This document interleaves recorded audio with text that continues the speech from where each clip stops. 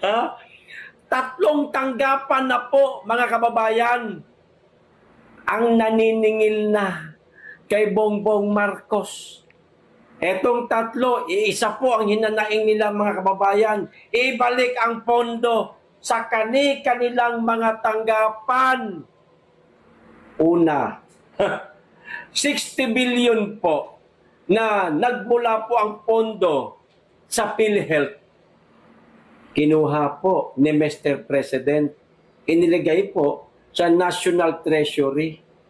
Nangako si Mr. President sa PhilHealth na isosoli niya di umano ang 60 billion pesos na hanggang ngayon hindi pa napapasakamay ng mga taga-PhilHealth.